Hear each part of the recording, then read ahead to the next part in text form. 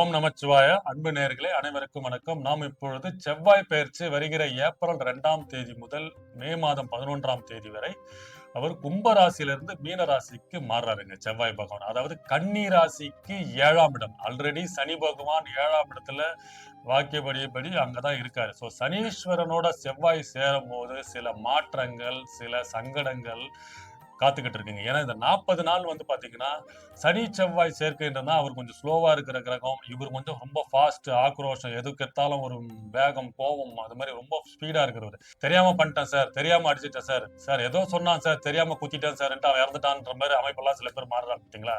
இதுக்கு காரணம் செவ்வாய் அங்க ஆட்சியாவோ பலமாவோ அதிகமாவோ அவர் வலிமை பெற்றிருந்தால் இந்த அமைப்பு தான் காரணம். ஏன்னா சில பேர்லாம் பேசிக்கிட்டே இருப்பாங்க, எடுத்த உடனே அடிச்சுட்டு தான் பேசுவாங்கன்ற அமைப்பு எல்லாம் இந்த செவ்வாயோட குணம்ங்க. இந்த செவ்வாய் 7ஆம் இடத்துல கன்னி ராசிக்கு வரும்போது உங்களுக்கு சில சங்கடங்கள், தொந்தரவுகள் காத்துக்கிட்டு இருக்குங்க. என்ன சார் பயமுறுத்துறீங்க அப்படின்னு சொல்லாதீங்க. இது வந்து ஒரு எச்சரிக்கை தான். ஏன்னா வருட கிரகங்கள் உங்களுக்கு நிறைய பலன்கள் கொடுக்க இந்த வருஷம் ஃபுல்லா உங்களுக்கு நல்ல யோகம், திருமண யோகம், வீடு கட்டுறது, நிறைய கோடீஸ்வர யோகம் அமைப்பெல்லாம் இருந்தாலும் மாத பலன்களான செவ்வாய் பெயர்ச்சி, அதாவது செவ்வாய் பகவான் வந்து ஒரு 40 நாள் தான் ஒரு ஒரு வீட்டுக்கும் மாறிக்கிட்டே இருப்பாரு. இவங்க ஒரு ஒரு கிரகத்தோட இணையும் போது அவங்க சில பலன் காரகத்துவத்தையும் அவங்களோட சேர்ந்த கிரகத்தின் காரகத்துவத்தையும் அவங்க கொடுக்கறதுக்கு கடமைப்பட்டவர்கள். ஏன்னா தனியா ஒரு ஒரு இடத்துல இருந்தாருன்னா பலன் வேற மாதிரி இருக்கும். சனீஸ்வரன் வேற அங்க கூட இருக்காரு. கூடவே உங்க லக்னாதிபதி புதனும் அங்க போய் நீசம் ஆகுறாரு. மெயினா அதுதான். மீன ராசியில உங்க லக்னாதிபதி புதன் வந்து நீச்சம். இதன் அடிப்படையில் நீங்க வலிமை இழந்து இருப்பீங்க. உங்களோட தன்னம்பிக்கையே போயிடும். செவ்வாய் அங்க ஆக்ரோஷமா செயல்படுவாரு. சனியோட சேர்ந்து வேலையில டிஸ்டர்பன்ஸ், தொழில கொடுக்கிற பிரச்சனை, தொந்தரவு எல்லாமே பெருசாக்குவாரு. இப்போ உங்களோட செவ்வாய் வந்து இப்ப அங்க 20 நாள் அங்கதான் செவ்வாய் கூடவே புதனும் வந்து உங்க லக்னாதிபதி இருக்கும்போது அவர் வலிமை இழந்து நீச்சமாயிடுறாரு மீன வீட்டுல.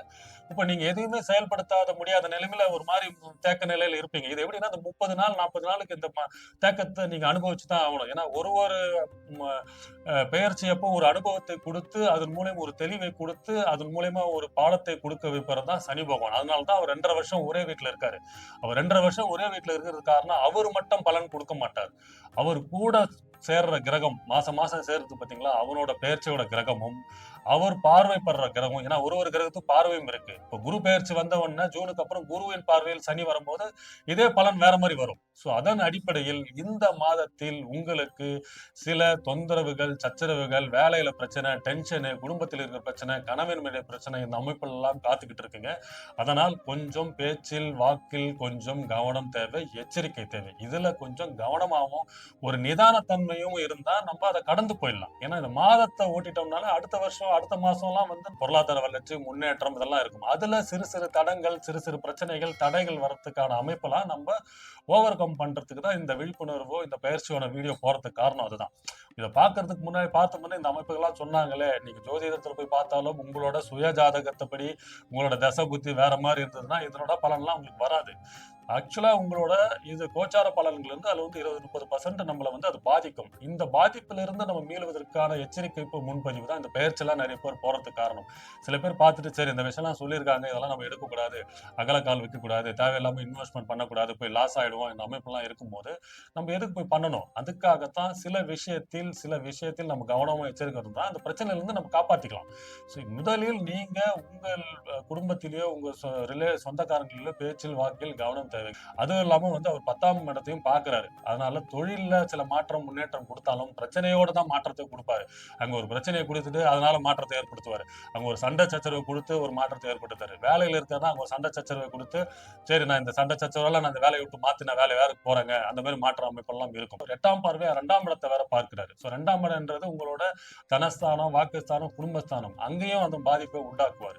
சோ இந்த விஷயத்தில் குடும்பத்திலும் சரி, வேலை செய்யற இடத்திலும் சரி, பொது இடத்திலும் சரி, உங்களுக்கு சில பேச்சில் வாக்கில் கவனமும் எச்சரிக்கையும் இருந்தால் இது வந்து சட்ட சிக்கல்கள், சட்ட பிரச்சனையில போய் சேர்க்கிற மாதிரி எல்லாம் அமைப்புலாம் இருக்கு. போலீஸ் ஸ்டேஷன் போற அளவுக்கு எல்லாம் அந்த பிரச்சனை போய் மாட்டி விட்டுருவாரு இந்த அதுவும் இல்லாம நண்பர்கள், இப்ப நண்பர்களே உங்க கூட இருக்காங்கன்னு வச்சுக்கலாம். இது கரெக்டா 7ஆம் இடம் கனெக்ட் பண்றதுன்னு சொல்றேன்.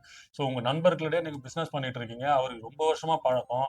ஆனா உங்களுக்கு தெரியாம வேற யாரோ அவர் வேற யாரோ இல்லீகல் கனெக்ட் பிசினஸ் பண்ணிட்டு இருக்காரு, டக்குன்னு மாட்டுறாருன்னு வச்சுங்களேன். நீங்க கணக்குல இருப்பீங்க, பேசிட்டு இருப்பீங்க. நீங்களும் அவர் நண்பர் தான் சொல்லி உங்களையும் தூக்கி உள்ள வச்சிருவோம். ஸோ இந்த அமைப்பெல்லாம் இந்த 7ஆம் பார்வை 7ஆம் இடம் கனெக்ட் பண்ணும். அதனால பொது வாழ்க்கை, பொதுத்துறையில இந்த கூட்டாளி, இந்த தொடர்பெல்லாம் வந்து கொஞ்சம் டேஞ்சர், கொஞ்சம் கஷ்டத்த குடுக்குற இடம். ஸோ இந்த செவ்வாய் பயிற்சியில் நீங்கள் கவனமாகவும் வச்சிருக்க. வாழ்க வளமுடன். வணக்கம்.